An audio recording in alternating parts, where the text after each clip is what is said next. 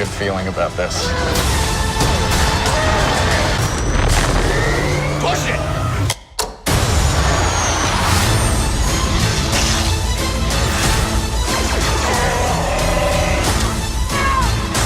So glad we took this job!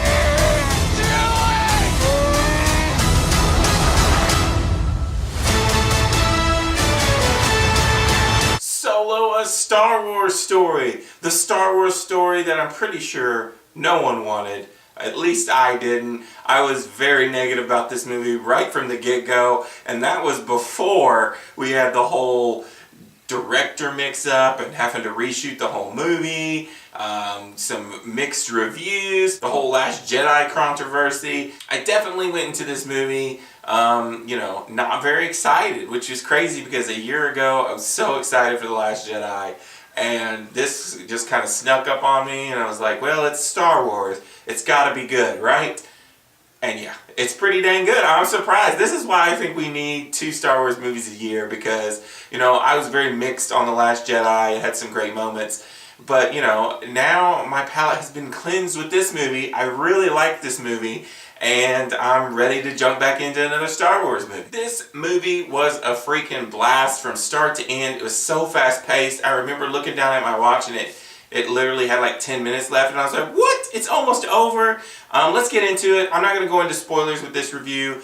I'm going to stay spoiler free, because for the most part this movie is very straightforward. There are a few twists, one particular that I definitely did not see coming, but for the most part it's a very straightforward Star Wars movie. I don't know if I'll actually need to even do a spoiler review, but we'll save that for later. Let's start off with the directing. It's fantastic. Ron Howard does a really good job here. It felt very Star Warsy, and it was just a really fun movie, and kind of really cleansed my palate from The Last Jedi, which is a very ballsy and different movie. This one, kind of had a return to form. So if that's what you were looking for, you're going to enjoy this movie. Alden Ehrenreich, who plays Han Solo in this, a young Han Solo, he does a great job. At first, especially like the first 20 minutes or so, I was like, he doesn't really sound or look or it didn't feel like Han Solo. But as the movie progresses, there's a lot of dialogue and mannerisms and things that he does that started to make me feel,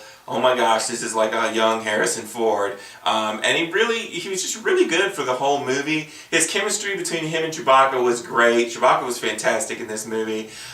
His chemistry with Emilia Clarke, who was also fantastic. Woody Harrelson was good in this movie. I really liked pretty much all of the casting choices here, and all these various side characters. I will say that this does have the kind of Rogue One problem, where there's tons of these characters, and you don't get a whole lot of backstory to any of them. But I will say I cared about these characters more than I cared about most of the Rogue One characters, so that's a good sign. It's got kind of the same feel of Rogue One. If you really liked Rogue One, you're probably going to like this. It's not on a big a scale as Rogue One, I'd say. It's not, got that epic feel or these big stake feels. It's like a heist movie with a Star Wars skin on it. And if that sounds interesting to you, then you're really going to like it. For someone that was not looking forward to Han Solo whatsoever, I really enjoyed it. It's super fast paced, it's super fun. The music right off the bat, I was liking the music. I'm looking forward to listening to the soundtrack some more, see if it ranks up there with some of my favorites. I know a lot of other reviewers have complained about the story being clunky, but like I said, for me, it just flew by.